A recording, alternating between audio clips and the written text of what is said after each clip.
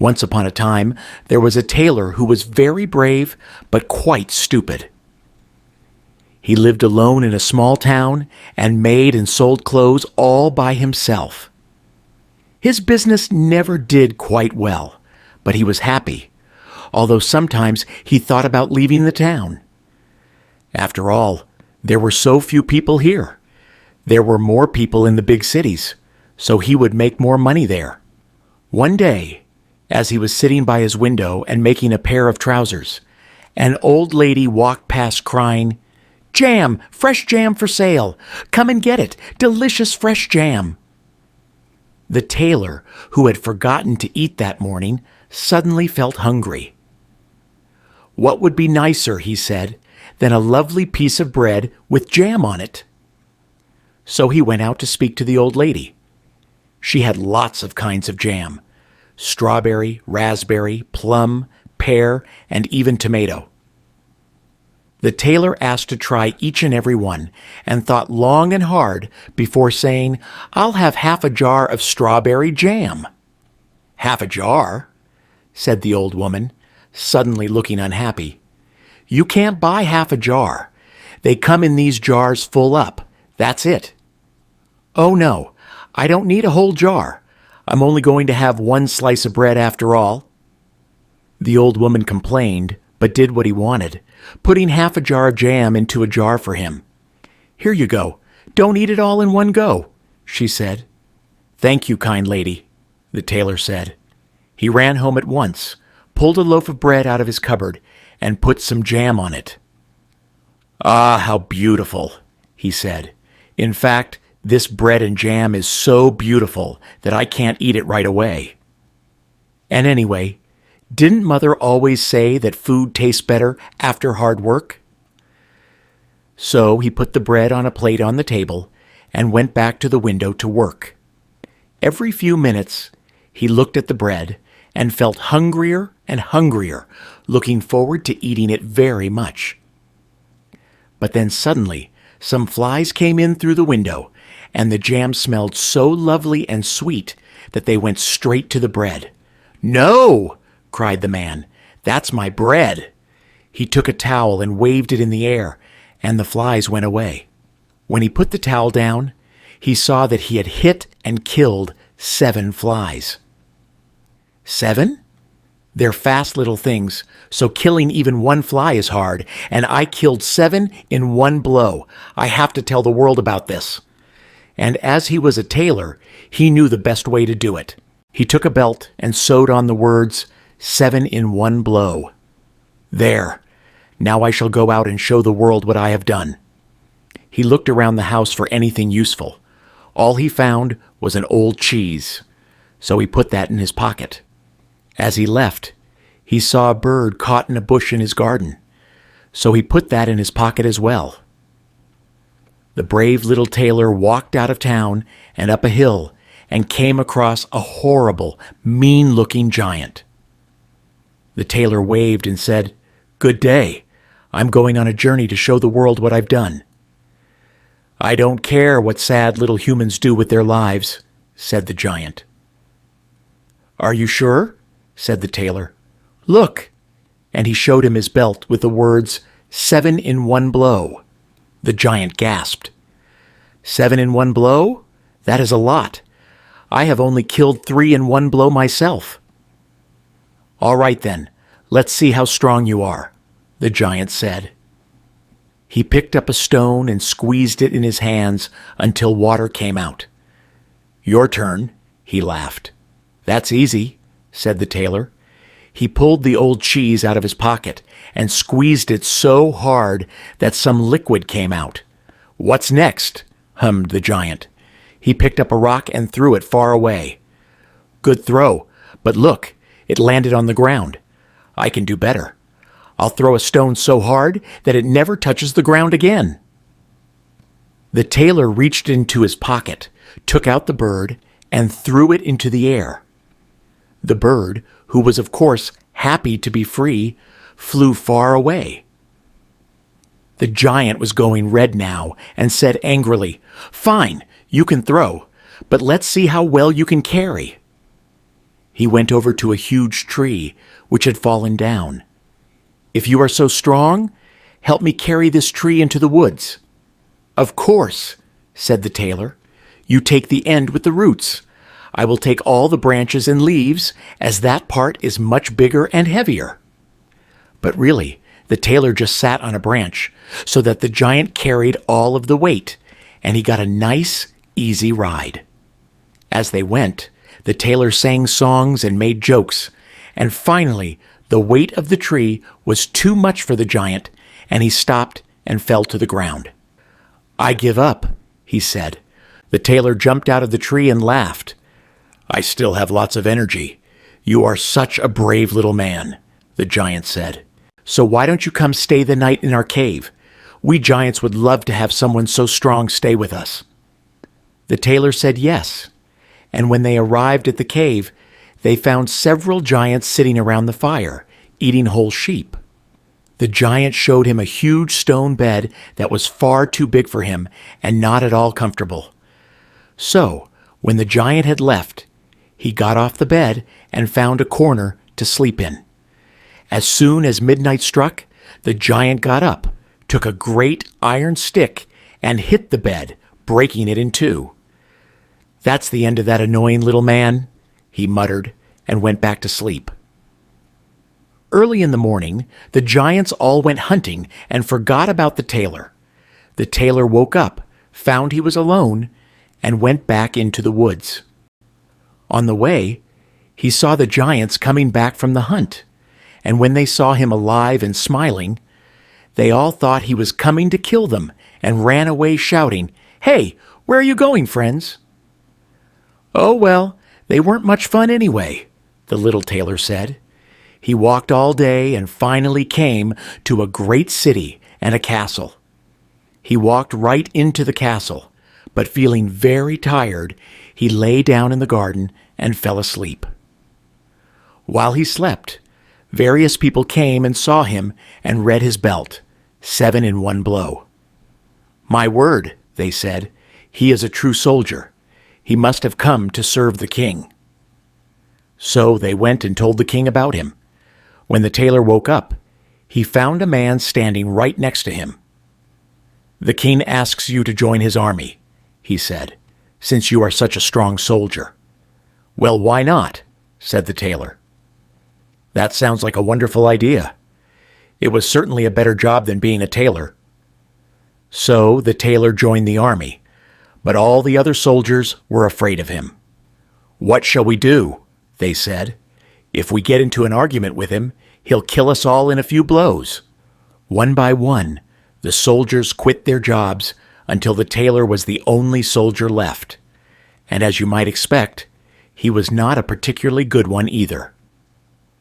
"I must get rid of this darn soldier," the king said, but carefully. "He could kill all of my men if he wanted." So the king gave him an impossible task. "In the woods," he said, "there are 2 giants who are always stealing, killing, and setting things on fire. And worst of all, they attack travelers on their way to visit me. If you go and kill the 2 giants, I will let you marry my daughter, and you shall have half of all the riches in the kingdom. In fact, I will even send 100 men to help you." Killing 7 men in one blow was one thing, but killing 2 giants was another. So the king was very surprised when the tailor said yes. Why not? A lovely wife and piles of gold would be very nice, and don't worry, I don't need 100 men. A man who can kill 7 in one blow can do it alone. Still, the king sent his trusted servant with the tailor to make sure he did not lie. They walked to the forest, and then the tailor said, "Wait here, and I shall go and kill the 2 giants." So the tailor went into the forest and found the 2 giants. He waited until they fell asleep, filled his pockets with stones, and climbed a tree above them. He took a stone and dropped it onto the stomach of one of the giants, who woke up immediately. "Hey," he said, "why are you hitting me? You're dreaming." "I haven't touched you," said the other. They went back to sleep, and the tailor dropped a few stones onto the other giant. "Oh!" he shouted. "Now you're hitting me." "I'm not doing anything. I'm just sleeping." They argued for a while, but finally went back to sleep.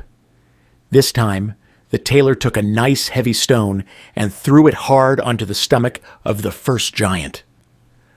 "All right, that's it," roared the giant, and hit the other giant in the face. The other hit him back, and they quickly broke into a horrible fight. They hit each other until they went purple, then they pulled trees out of the ground and hit each other with those. Eventually, the giants hit each other so hard that they got tired and fell to the ground. The tailor climbed down and finished them off. He went and found the servant and told him he was finished. "Really?" said the servant. "You really killed both giants? Go and look yourself," said the tailor. So the servant went and found the two giants beaten and bloody. "I don't believe it," he said to the tailor, "and you are not even hurt." "Of course not," said the tailor. "Now I have a princess to get to." But when he returned to the castle, the king did not offer up the princess, and indeed did not seem happy at all that the tailor had returned. "In fact," said the king, "I have one more task for you to do before you can marry my daughter and have half the riches in my kingdom. You must go into the forest and catch the unicorn who lives there. It has been attacking travelers and making all sorts of problems." "That's a piece of cake," said the tailor. "A unicorn isn't even as scary as one giant, and I just killed two, after all. I can kill 7 even in one blow." "Yes, I know," said the king. So the tailor went into the forest once again with the servant. "Sorry for pulling you into this," he said. "It must be quite boring." No, said the servant. "I am really quite interested. When I was young, I wanted to be a brave soldier, just like you." "Do you hear that? It is the unicorn." And the tailor ran off, leaving the servant behind. He found the unicorn running around the forest, and the animal was indeed very fast and dangerous. "If I'm not careful," he thought, "it will kill me with its horn." And then he had an idea. The tailor ran in front of the unicorn, shouting, "Cooey! Cooey! I'm over here!" The unicorn ran after him, and the tailor ran away, stopping in front of a tree. "Oh no! The big scary unicorn is going to get me." The unicorn ran at him, but just before it caught him, he jumped out of the way, and the animal's horn went deep into the tree, so deep that it couldn't get out. "Piece of cake," the tailor said. He tied up the unicorn so it could not move, and then called the servant. "Wow," said the servant, who had been watching from a distance. "You really are a true hero." "Oh, stop," said the tailor. "Now help me carry this back to the castle." Once again, the king looked more annoyed than glad to see the tailor with the unicorn, and once again he said before he could give the tailor his daughter and his riches, "There is one more task to do." "Oh, come on," said the tailor. "Why does there always have to be 3 tasks in the same forest?" "There is a wild boar who has been making problems, attacking travelers, eating buildings. Big surprise. You really need to do something about this forest." "All right, let's go. Come on, Mr. Servant." So the tailor and the servant went back to the forest and sang songs as they went. They were good friends now, and the servant looked up to him like a hero. The tailor enjoyed that a lot. This time, the tailor waited for the boar to run at him, and then he ran into an old church nearby. The quick little tailor climbed up the wall and jumped out of the window, which, of course, the boar could not do. And before the animal realized what was happening, the tailor ran around and shut the door behind it. Now the boar was stuck inside the church. "Let's go call the hunters," he said to the servant, and they did just that. When the boar was killed and the tailor returned to the king, the old man looked very red indeed. "There is a duck?" "No, there isn't," said the tailor, There isn't a duck or a dragon or a frog or any animal or man 100 miles around here who is making any problems. I stopped them all. Now can I finally get married?" The king had no option but to say yes and give the tailor his daughter's hand in marriage and half the riches of the kingdom. They had a wonderful wedding, although the king did not enjoy it. And all the people of the city sang songs about the tailor and brought him lovely presents. 7 in one blow, 7 in one blow, they sang all throughout the wedding. The tailor's new wife, the young queen, was just as unhappy as her father, who had told her to be careful of this man. "He came from nowhere, and he has completed all my tasks in a most strange way. Something is wrong with this hero, and I want you to find out." One night the queen woke up in her sleep and heard the tailor talking to himself. "No, you idiot," he muttered. "You asked me for a pair of trousers, not a cake. I made you the trousers you wanted. I'm a tailor after all," the queen gasped.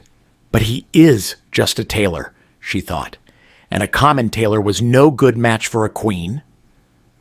The next morning, she went to her father at once and told him what had happened. "Fantastic," he said. "This is just what we needed. Tonight, leave your bedroom door open. My guard will stand outside, and when he is asleep, the guards will come and tie him up. We'll put him on a ship and send him halfway across the world, and no one will see the brave little tailor ever again. Ah, here comes the servant with my breakfast. Run off now, dear, and don't tell a word of this to your husband." But the servant had heard everything, and as he liked the tailor very much, he told him about the king's plan. We'll see about that," said the tailor. That night, the tailor went to bed as usual, and when his wife thought he was asleep, she went and opened the door, and then went back to bed.